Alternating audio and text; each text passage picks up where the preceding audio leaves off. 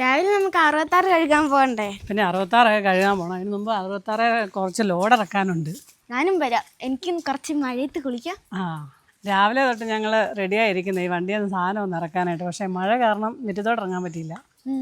അപ്പോൾ മഴ ഇപ്പോൾ ഇച്ചിരി കുറഞ്ഞു നിൽക്കാം. നമുക്ക് ആദ്യം ഇതല്ലേ കുറച്ച് സാധനമൊക്കെ ഇറക്കാം. കിച്ചനകത്തെ സാധനമൊക്കെ നമുക്ക് ഇറക്കണം. കിച്ചൻ്റെ അതൊക്കെ ഉണ്ട്. ഇന്നൊരു പരിപാടി നടക്കുന്ന ലക്ഷണമില്ല. മഴ ശക്തി പ്രാപിക്കും. ഇത് ചിങ്ങമാസമാണോ കർക്കിടക മാസമാണോ ഞാനിപ്പോൾ ആലോചിക്കുന്നത്. ഇട്ട് കഴിയുന്നതിലും നല്ല അവിടെ കൊണ്ട് കഴിയുന്നല്ലോ. മഴ പെയ്യുന്നോണ്ട് വേണേ ഇട്ട് കഴുകാൻ കേട്ടോ. അങ്ങനെ ഒരു വെറൈറ്റി ആയിക്കോട്ടെ നമ്മൾ ഇട്ട് കഴുകാൻ. കുഞ്ഞിക്കിളി കുളിക്കാൻ റെഡി ആയിട്ട് വന്നതേ. മഴയത്ത് ചാടാൻ വേണ്ടി എല്ലാവരും തയ്യാറായിട്ട് നിൽക്കുക. അതെ അതെ, വീഴല്ലേ കേട്ടോ. ഇറങ്ങി കഴിയുമ്പോൾ മിക്കവാറും മഴ കുറയുകയും ചെയ്യും. ഒരു പനിയൊക്കെ കഴിഞ്ഞതേ ഉള്ളൂ. അതെ, ഓരോരുത്തരായിട്ട് ഇറങ്ങി വരുന്നുണ്ട് കേട്ടോ, അംഗം വെട്ടാനായിട്ട്.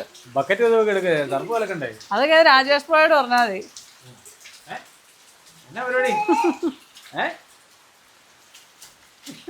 കുഞ്ഞി ചെല്ലടാ.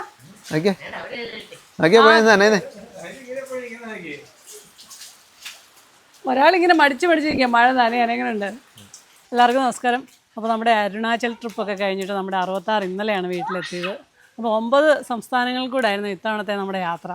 അപ്പോൾ അത്രയും സംസ്ഥാനങ്ങളിലെ ചെളി മുഴുവൻ നമ്മുടെ വണ്ടിയിലുണ്ട്. അതന്നല്ലേ, മഴയില്ലായിരുന്നു മൊത്തം, എല്ലാ സ്റ്റേറ്റിലും മഴയായിരുന്നു. ഇത്രയും നാൾ എനിക്ക് പോയതിൽ എനിക്ക് തോന്നുന്നത് ഏറ്റവും വലിയ മഴ നമുക്ക് ആന്ധ്രയിലെ ഈ പ്രാവശ്യം കിട്ടിയത്.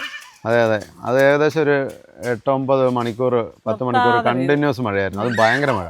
അപ്പോൾ മുത്തിന് ക്ലാസ് തുടങ്ങാറായതുകൊണ്ടാണ് ഞാനും മുത്തും കൂടെ ചെന്നൈയിൽ ഇറങ്ങിയിട്ട് നേരത്തെ വീട്ടിലേക്ക് പോകുന്നത്. അപ്പോൾ മുത്ത് ക്ലാസ്സൊക്കെ തുടങ്ങി കോളേജിലേക്ക് പോയി. വണ്ടി കഴുകാൻ എത്ര പേരാന്ന് നോക്കി. അതെ അതെ, മഴയായോണ്ടോ? മഴയില്ലെങ്കിൽ ഇത്ര ഉത്സാഹം കാണുകയല്ലേ. മഴയായതുകൊണ്ട് ചുമ്മാ തൂത്ത് വിട്ടാൽ മതി. ചെളിയൊക്കെ നല്ല കുതിർന്ന് നിൽക്കുക. അപ്പോൾ ഈ ട്രിപ്പിൽ നമ്മുടെ വണ്ടിക്ക് കുറച്ച് പരിക്കൊക്കെ പറ്റിയിട്ടുണ്ടായിരുന്നു. അപ്പോൾ അതൊക്കെ ഇനി വർക്ക്ഷോപ്പിൽ കൊണ്ടുപോയി ശരിയാക്കി എടുക്കണം. അപ്പോൾ നമ്മുടെ സൈഡ് മിററും ഫുഡ് സ്റ്റെപ്പും ഒക്കെ നമ്മൾ അവിടെ നിന്ന് തന്നെ മാറി വന്ന വഴിക്ക് തന്നെ. ഇനിയിപ്പോൾ ആ ഡോറിന് കുറച്ച് ചളുക്കമൊക്കെ ഉണ്ട്, അതൊക്കെ ഒന്ന് ശരിയാക്കണം. ഡോറിന് ചളുക്കമുണ്ട്, പിന്നെ ഒരു ക്യാമറ വെക്കണം. അതൊക്കെ ഇച്ചിരി സമയം എടുക്കുന്ന പണിയാണ്. ഡോറ് പിന്നെ അത്യാവശ്യമില്ല, പിന്നെ എപ്പോഴേലും വന്നാലും മതി. നൂർത്ത് പെയിൻ്റ് അടിക്കണം. ഇപ്പം ന്യൂട്രടിച്ച് നിൽക്കുകയാണല്ലോ കുഞ്ഞിക്കണ്ണൻ.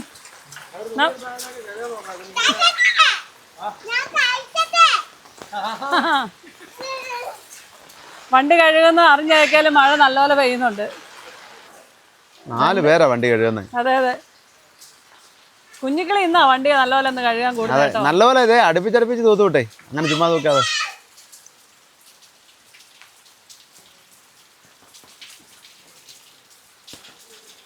അവിടെ അങ്ങനെയല്ല കഴുകുന്നത്. ഒരിടം കഴിഞ്ഞ് തീർത്തിട്ട് അടുത്തിടം തുടങ്ങാവുള്ളൂ. അതെ, അങ്ങനല്ല, ആദ്യം ബോഡി കഴുകിയേച്ച് പിന്നെ ഡിസ്കൊക്കെ കഴുകുന്നത് കേട്ടോ. ഡിസ്കൊക്കെ ലാസ്റ്റ്. അതെ, അതേലും തൂത്തുവിട്ടോ, നല്ലപോലെ തൂത്ത് നമുക്ക് തൂക്കണം. കയ്യിലൊന്നും തകിടൊന്നും കൊള്ളല്ലേ, നോക്കണം കേട്ടോ. ഒരിടത്തും ഇടിക്കരുത്, കൈയുടെ സൈഡൊക്കെ തട്ടും. അപ്പോൾ ഈ ട്രിപ്പ് നമ്മൾ പോയിട്ട് വന്നപ്പോഴത്തേനും 8316 കിലോമീറ്റർ നമ്മുടെ വണ്ടി ഓടി. അതുപോലെ തന്നെ 22 ദിവസം കൊണ്ടാണ് നമ്മൾ യാത്ര പോയിട്ട് തിരിച്ച് വീട്ടിലെത്തിയത്. അത് നേരത്തെയാ, എന്നുവെച്ചാൽ ഇങ്ങോട്ട് പെട്ടെന്ന് പോകുന്നോണ്ടാ. അങ്ങോട്ട് നമ്മൾ 10 ദിവസം കൊണ്ട് പോയത്, ഇങ്ങോട്ട് 7 ദിവസം തിരിച്ചെത്തി. നാട്ടിലെത്തിയപ്പോൾ പിന്നെ 7 ദിവസം കൊണ്ട് വന്ന് പറഞ്ഞാൽ നമ്മളൊരു 10-600 കിലോമീറ്റർ കാലി ഓടിയിട്ടല്ലേ പിന്നെ ലോഡ് കയറ്റിയത്. ആ ദിവസം കൂട്ടിയില്ല. അതുപോലെ തന്നെ നമ്മൾ ഈ ട്രിപ്പ് വീട്ടിൽ നിന്ന് പോകുമ്പോൾ പൊന്നുകുട്ടി ഉണ്ടായിരുന്നു ഇവിടെ. മുത്തും പൊന്നും ഞാനും ചേട്ടായും കൂടെ ഈ ട്രിപ്പ് നമ്മൾ വീട്ടിൽ നിന്ന് പോകുന്നത്. പൊന്നുകുട്ടിയെ കൊണ്ട് നമ്മൾ ചെന്നൈയിൽ കോളേജിൽ കൊണ്ട് വിട്ടിട്ടായിരുന്നു പോയത്. അപ്പോൾ തിരിച്ചും നമ്മൾ ചെന്നൈ വഴി തന്നെയാണ് വന്നത്. പൊന്നുകുട്ടിയുടെ അടുത്ത് കയറി പിന്നെ ചെന്നൈയിൽ നിന്ന് ഞങ്ങൾ രണ്ടുപേരും ട്രെയിനിന് കയറി വീട്ടിലേക്ക് പോകുന്നു. മഴ തോർന്നിട്ട് നമ്മൾ വണ്ടി കഴുകാനൊക്കെ ഇരുന്നത് നടക്കുകയല്ലായിരുന്നു. മഴ കൂടുക പിന്നെ. എൻ്റെ മേത്തൊഴിക്കില്ല. ആ വണ്ടിയുടെ മേത്തോട്ട് ഒഴിക്കുക, അങ്ങോട്ട് ഒഴിക്കുക. നോക്കിയേ, കണ്ടോ? അങ്ങോട്ട്. അപ്പോഴേ ഇതിനകത്ത് കുറച്ച് ക്യാബിനകത്തെ കുറച്ച് സാധനങ്ങളൊക്കെ ഇറക്കാനുണ്ട്. ആരെങ്കിലും ഒരാൾ ഇവിടെ വന്ന് നിൽക്കുകയാണ്, ഞാനിത് ഓരോന്നോരോന്നായിട്ട് വെറുക്കി തരായിരുന്നു. എല്ലാം എടുത്തു വെച്ചു. നല്ല വെയിറ്റ് ഉണ്ട് കേട്ടോ. അതിന് വെയിറ്റ് ഇല്ല, ഇതിനാ വെയിറ്റ്. ഇതെല്ലാം ഫുഡ് ഐറ്റംസ് ആണെന്ന് തോന്നുന്നല്ലോ. കണ്ടോ, ഇത്ര സാധനം മിച്ചോ? അതധികം മിച്ചമൊന്നും ഇല്ല. അതവിടെ നമ്മൾ കുറച്ച് അരി മേടിച്ചതാ. മെയിൻ ഒരു സാധനം ഇതിനകത്തിരിക്കുക. ഇതൊക്കെ എടുക്കണ്ടായിരുന്നു ഇന്നലെ. എന്നാ ഡ്രോൺ. അതെ മേഘാലയയിൽ അല്ല അരുണാചൽ പ്രദേശിലെ കുമ്പളങ്ങയാ അച്ഛമ്മയ്ക്ക് കൊടുക്കാം. നമുക്ക് സ്പെഷ്യലായിട്ട് അവിടുന്ന് അനു വന്നു വിട്ടേക്കുന്ന. അരുണാചലിലെ കുമ്പളങ്ങയാ ആ അച്ഛമ്മ അല്ലല്ല അതെ അവിടുത്തെ വേറെ സാധനം ഇവിടെ ഉണ്ട്. എന്നാ അച്ഛമ്മക്ക് ഇഷ്ടമുള്ള ഒരു സാധനമാണ് ചേമ്പ് ചേമ്പ് ചേമ്പ്. ഒരു കുഴപ്പമില്ല കേട്ടോ. വണ്ടി എ സിക്കകത്തിരുന്നു സിക്കകത്തായോണ്ട് കുഴപ്പമില്ല. ഇനിയുണ്ട് ഇതെന്നായിരുന്നു? പാവലിന്റെ ഇത് ആ മറ്റേ കിഴങ്ങ് കാട്ടുപാവലാന്ന് പറഞ്ഞു. ആ ഇത് പാവലിന്റെ കിഴങ്ങാ. കൈയോടെ അവിടെ എങ്ങനെ കൊണ്ട് നട്ടുപോയി രാവിലെ. ആ സാരമില്ല, ഇനി സമയമുണ്ടല്ലോ. ഇതാ വെളിയിൽ കൊണ്ട് നട്ടുപോയി അതല്ലേ? അതെ രാമക്കുട്ടി സുന്ദരിയായല്ലോ. കുളിയൊക്കെ കഴിഞ്ഞ് തോർത്ത്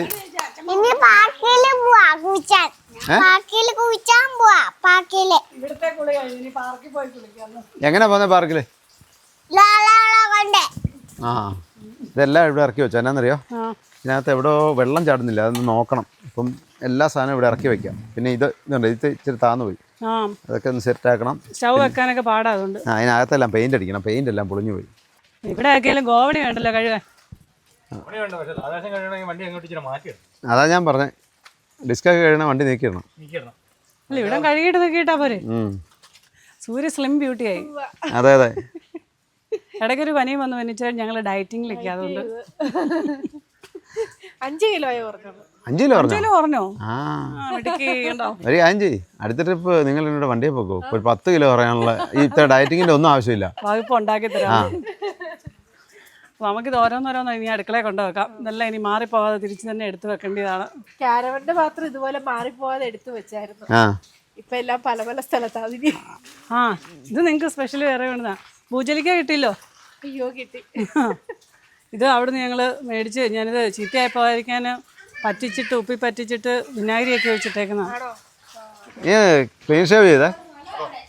ഇന്നലെ വൈകിട്ട് ചെന്നിട്ടേ ഒന്ന് മുടിയും വെട്ടി മീശ ഒന്ന് ഷേപ്പ് ചെയ്തേക്കാൻ പറഞ്ഞു. നല്ല ഷേപ്പ് ഞാൻ അതെന്നാ പറയുന്നത്, എനിക്ക് അബദ്ധം പറ്റുമോ? എന്നാന്നറിയോ, വന്നപ്പോൾ നല്ലതായിരുന്നു. ആ മീശ വെച്ച് വീഡിയോ എടുക്കണ്ടായിരുന്നു, എത്ര ഓർത്തില്ല. ഞാൻ ഇതിനോട് നസീറിന്റെ മീശയാണല്ലോ പണ്ടത്തെ. നസീറിന്റെ അല്ല, സത്യന്റെ മീശ. അതെ ഞാൻ പറഞ്ഞൊരു പഴുതാരൻ എടുത്തു വെച്ചേക്കുന്ന പോലെ ഇരിക്കുന്നു. ഇത് എടുത്തിട്ടാ വണ്ടി അങ്ങോട്ട് മാറ്റിയിരുന്നു. ഇതെവിടെ വെക്കുന്നത്? ഞാൻ ഇപ്പൊ ആ സിറ്റ് ഔട്ടിലോട്ട് വെച്ചോ. ഇത് മൊത്തം എടുക്കണോ? എല്ലാം എടുക്കണം. കിച്ചൺ ഞങ്ങൾ പൊളിച്ചു പണിയാൻ പോവാ. അല്ല, ആ ഒരു അവസ്ഥയിലായിപ്പോ ഇത്. അടുക്കള മൊത്തം പൊളിക്കുന്നൊന്നുമില്ല, അതാ ലീക്കുള്ള കണ്ടുപിടിക്കാൻ വേണ്ടിയിട്ടാ. ഇത് എല്ലാം എടുത്തു വെച്ചാലേ അല്ല പിന്നെ അവിടെ കൊണ്ടുപോയിട്ട് അതിലെല്ലാം എടുത്ത് വെച്ച് പല സാധനങ്ങളും മിസ്സായി പോകും. പിന്നെ വണ്ടി ഇങ്ങോട്ട് നീക്കിടാവേ. നിൽക്കി ഞാൻ തവിയൊക്കെ എടുക്കട്ടെ, ബക്കറ്റൊക്കെ എടുക്ക്. ഇപ്പോഴേ വണ്ടിയുടെ അപ്പുറത്തെ സൈഡ് കഴുകണമെങ്കിൽ വണ്ടി ഇച്ചിരി ഇങ്ങോട്ട് നീക്കിയിടണം. നമുക്ക് വണ്ടി നീക്കിയിടാം.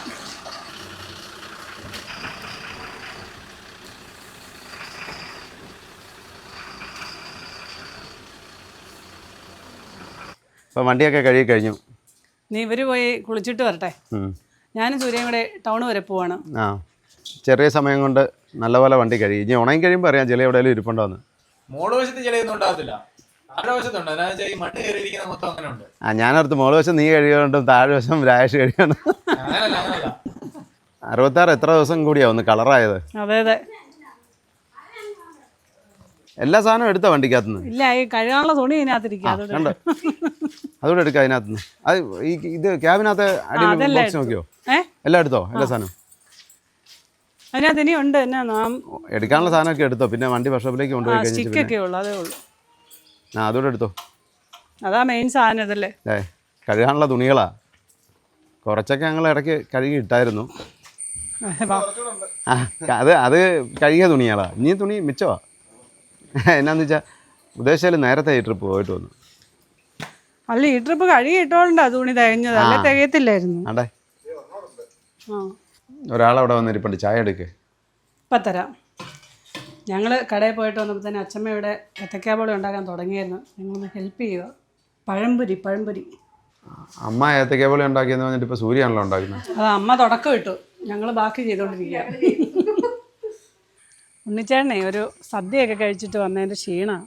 ടോണി ട്രിപ്പ് പോയിട്ട് ഭാര്യയും മകളെയും കൊണ്ട് പോയിട്ട് ക്യാമറ അടുപ്പിക്കുക മാത്രമല്ലായിരുന്നു, അതെ അതെ, എല്ലാം കുക്കിങ് ഓൾറൗണ്ടറായിരുന്നു. വെള്ളം കോരുകയും കൂടെ ചെയ്തായിരുന്നു. അതെ, ചെയ്യാത്ത പണിയില്ല.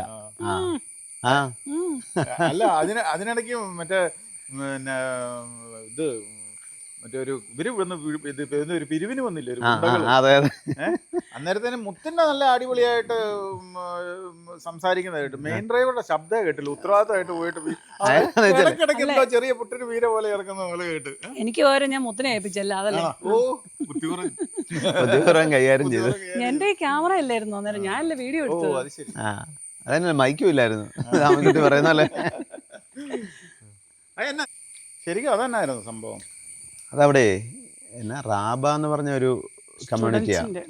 റാബ സ്റ്റുഡൻസ് കമ്മ്യൂണിറ്റി, പിന്നെ എന്നാ സ്റ്റുഡൻസ് യൂണിയനോ അങ്ങനെ കണ്ട ഒരു സംഭവമാണ് ഇവർ പറയുന്നത്. അതാ പോകുന്ന വഴിക്കൊക്കെ ഇടയ്ക്കിടയ്ക്കൊക്കെ അങ്ങനെ ഉണ്ട്.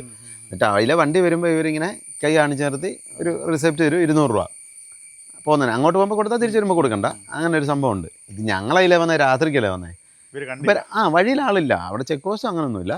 ഇവരിങ്ങനെ എടുത്ത് പിരിക്കുന്ന ചെറിയൊരു ഗുണ്ടായുധം പോലെ തന്നെ, അത്രേ ഉള്ളൂ.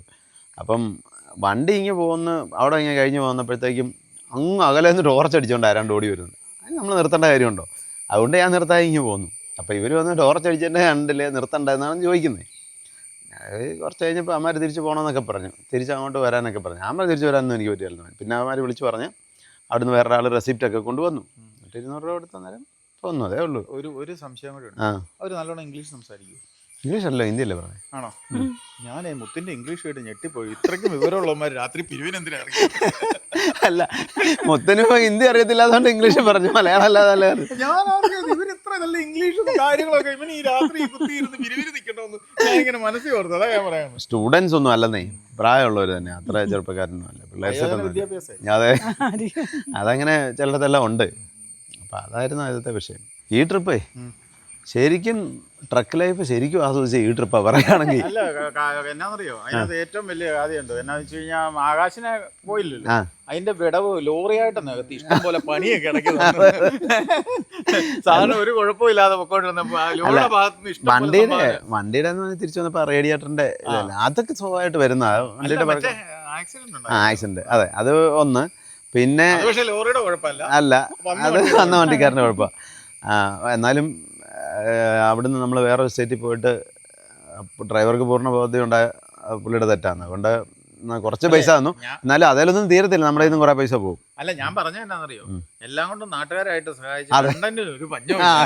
അത് കറക്റ്റ്, കണ്ടന്റിനൊരു പഞ്ഞമില്ലായിരുന്നു. ശരിക്കും ഈ ട്രിപ്പ് ലോറി ലൈഫ് ആസ്വദിച്ചു. അതെ അതെ. അതെന്നാന്ന് വെച്ചാല് വഴി ബ്ലോക്കായി കിടന്നപ്പോൾ എൻ്റെ അടുത്തും ടോയ്ലറ്റും അങ്ങനെയുള്ള സൗകര്യങ്ങളില്ലായിരുന്നു. അതൊരു പ്രശ്നം. എനിക്കത് മനസ്സിലായി. നിങ്ങൾ നടന്നു പോയില്ലേ? അത് അങ്ങോട്ട് പോയപ്പം 10-13 മണിക്കൂർ, അതേപോലെ തന്നെ ഇങ്ങോട്ട് വന്നപ്പോൾ അതെ അതെ, അതായിരുന്നു ഒരു മെയിൻ സംഭവം. എന്ന് വെച്ചാൽ അതാ ഏറ്റവും ബുദ്ധിമുട്ടുണ്ടായത്. പിന്നെ ഫുഡ് പിന്നെ ഇനിയിപ്പം എന്നേലൊക്കെ ഇതിലുണ്ട്, എന്നേലൊക്കെ അതൊക്കെ എങ്ങനെയല്ലേ, രാവിലെ ടോയ്ലറ്റിൽ പോയല്ലേ, അതല്ലേ പ്രശ്നം. അതായിരുന്നു ഒരു മെയിൻ സംഭവം. പിന്നെ അത് തന്നെയല്ല, ഇപ്പം വൈകുന്നേരം ഇപ്പം ആദ്യം അങ്ങോട്ട് പോയപ്പോൾ ഫറാക്കയിൽ ബ്ലോക്ക് വന്നാൽ അങ്ങോട്ട് പോയപ്പോഴേ വൈകുന്നേരം ബ്ലോക്ക് ആയത്, ഒരു 9-9 ആയപ്പോൾ. ഇവർക്കൊന്നും യൂറിൻ പാസ് ചെയ്യണമല്ലൊക്കെ പാടില്ല, വണ്ടികൾ ഇങ്ങനെ കിടക്കല്ലേ. ടെന്റ് എവിടെയെങ്കിലും നോർത്ത് വെച്ചാൽ ഇത് എന്നാന്നറിയാൻ ആൾക്കാർ പണ്ട് ഇങ്ങനെ പറഞ്ഞു നേരാണോ അറിയത്തില്ല. മറ്റേ പാകിസ്ഥാനും ഇന്ത്യ ആയിട്ട് പണ്ട് യുദ്ധം ഉണ്ടായില്ലേ, അന്നേരം ആരോ പറഞ്ഞു കൊച്ചി ബോംബിടാൻ അവിടെ നിന്നൊരു ഇത് യുദ്ധവിമാനം ഏതാണ്ട് പോന്നിട്ടുണ്ടെന്ന് കഥ കേട്ടോ. അപ്പോഴത്തേനും ഇവിടെയുള്ള ആൾക്കാരെല്ലാം മറ്റേ ഓരോ വീടിന്റെ മണ്ടയ്ക്കൊക്കെ കയറി ഇടുന്ന കാണാൻ പറഞ്ഞ പോലെയാ. അപ്പൊ ഈ സാധനം നോർത്ത് നോക്കുമ്പോ ഇത് എന്നതാണെന്നറിയാം, ആൾക്കാർക്ക് അറിയത്തില്ല. അയ്യോ, ചൂടും ചൂട് ഭയങ്കര ആവി ചൂടല്ല, അതായിരുന്നു ഏറ്റവും വലിയൊരു പ്രശ്നം. പോയടത്ത് ചൂട്, ഇവിടെ ഭയങ്കര മഴ. അവിടെ മഴയാ. അല്ല, നിങ്ങൾ പോയ പുറകെയല്ലേ മഴ വരുന്നത്? അല്ല, അവിടെ മഴയുണ്ട്. മഴ പെയ്ത് അങ്ങ് തോരുമ്പോഴേ ഭയങ്കര ആവിയാ. അങ്ങനെ അത് ബംഗാളിലായിരുന്നു ഏറ്റവും കൂടുതൽ. ശരിക്കും ആരാ കൂടുതൽ വണ്ടി ഓടിച്ച തവണ? വണ്ടി കിലോമീറ്റർ നോക്കിയില്ല ശരിക്കും, ഏകദേശം ഇവർ രണ്ടുപേരും ഓടിച്ച കൂടുതൽ. ഞാൻ രാത്രി കുറച്ചൊക്കെ ഓടിക്കുന്നുള്ളായിരുന്നു. പിന്നെ അവിടെ ചെന്ന് ലോഡ് ഇറക്കാൻ പോയെടുത്ത് വണ്ടി തന്നു. പിന്നെ അത് വലിയ ബുദ്ധിമുട്ടൊന്നും പറയാനില്ല. പിന്നെ അവിടെ നിർത്തി തന്നെ ലോഡ് ഇറക്കി, പിന്നെ വൈകുന്നേരം വലിച്ചു കയറ്റില്ലോ. അതൊക്കെ പിന്നെ മഴയൊക്കെ ആയിരുന്നു. അത് ഒരു എല്ലാം കൊണ്ടും അതെ, എന്നാലും കുഴപ്പമില്ല, നല്ല ട്രിപ്പായിരുന്നു. വണ്ടിക്ക് പിന്നെ തിരിച്ചു വന്നപ്പോൾ കൂളൻ്റ് ലീക്ക് ആയതേയുള്ള വലിയ കാര്യം, അതൊക്കെ സ്വാഭാവികം ഒക്കെ വരുന്ന കാര്യമാണ്. അല്ലാതെ വണ്ടി ഉള്ളതാ. അതുകൊണ്ട് ഈ പ്രാവശ്യം നല്ലപോലെ ആസ്വദിക്കാൻ പറ്റിയെന്നുള്ളത്. ഇങ്ങനെ ഒരു കുറച്ച് അതെ അല്ല പരിചയമല്ലാത്ത കാര്യങ്ങളുണ്ടെന്ന് മനസ്സിലാക്കി. ഇത് ഈ പ്രാവശ്യത്തെ അത് മുത്തിന് നല്ലൊരു എക്സ്പീരിയൻസാണ്. ഈ ഇങ്ങനെ ഒരു സ്ഥലത്ത് പോയി അല്ലെങ്കിൽ വഴി ബ്ലോക്കായി കിടക്കുന്നത്, ടോയ്ലറ്റ് ഇല്ലാതെ, പിന്നെ ഇതുപോലെ വണ്ടി തട്ടുന്നത്, വണ്ടി താന്നത്, അതെല്ലാം ഒരു പ്രത്യേക എക്സ്പീരിയൻസ് അല്ലേ.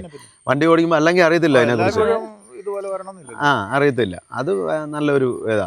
ഇതുപോലെ ഒരു സിറ്റുവേഷൻ ഉണ്ടായ എങ്ങനെ പ്രതികരിക്കണം അതെ അതെ മറ്റേ ഗുണ്ടകൾ വന്നേ അതൊക്കെ. അല്ലാതെ തന്നെ അങ്ങോട്ട് പോകുമ്പോഴൊക്കെ പോലീസുകാരുടെ പിരിവൊക്കെ ഉണ്ട്. ഗുണ്ടകൾ വന്നാൽ അവൾ ഭംഗിയായിട്ട് അതെ ഇംഗ്ലീഷ് അറിയാമെന്നുള്ളത് എനിക്കൊരു സംശയം ഉണ്ടായിരുന്നുള്ളൂ.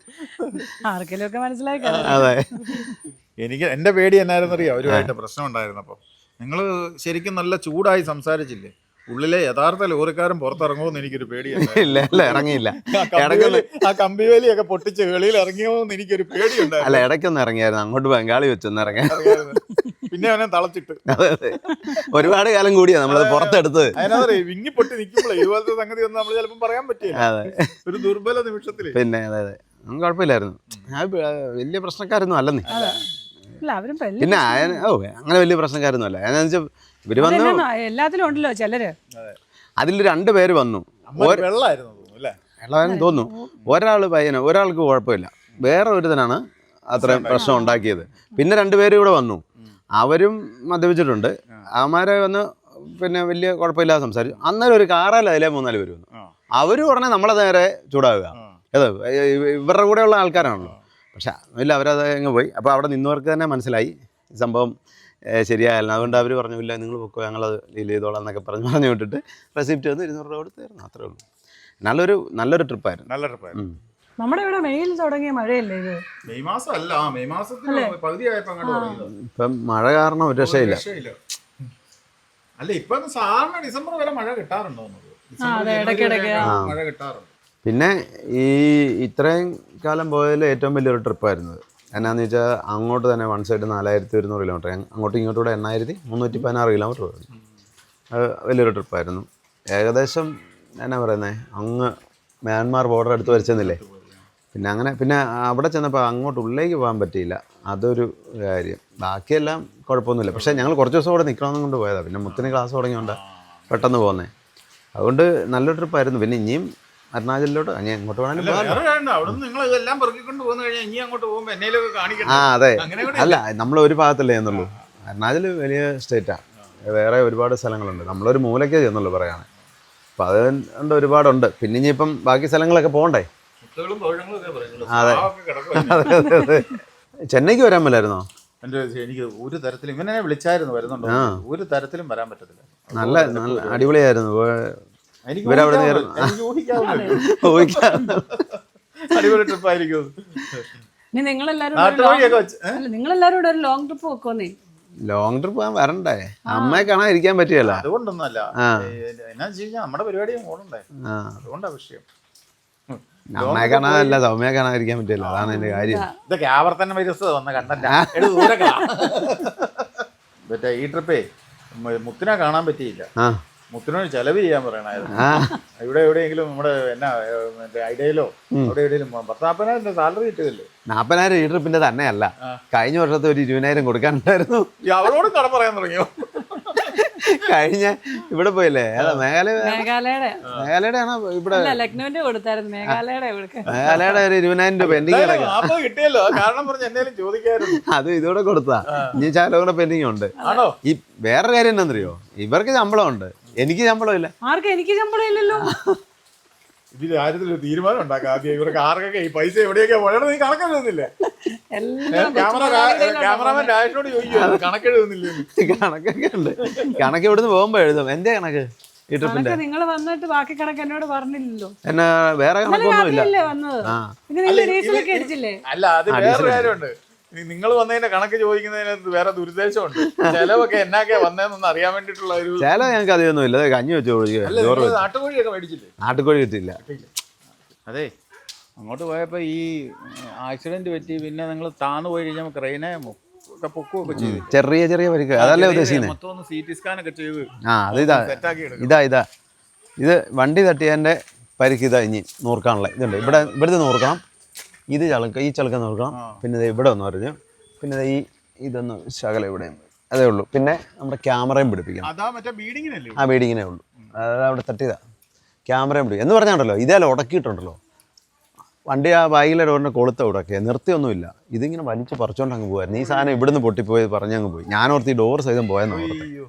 പിന്നെ പിന്നെ ഇത് മാറിയില്ല. ഇതിനൊന്നും പിന്നെ വേറെ ചെയ്യാനില്ല. ഇതപ്പോൾ ഇത് നൂർത്തിട്ട് ലെവൽ ചെയ്ത് ഇത് പെയിൻ്റ് അടിക്കണം. ഒരു ക്യാമറയും പിടിപ്പിക്കണം.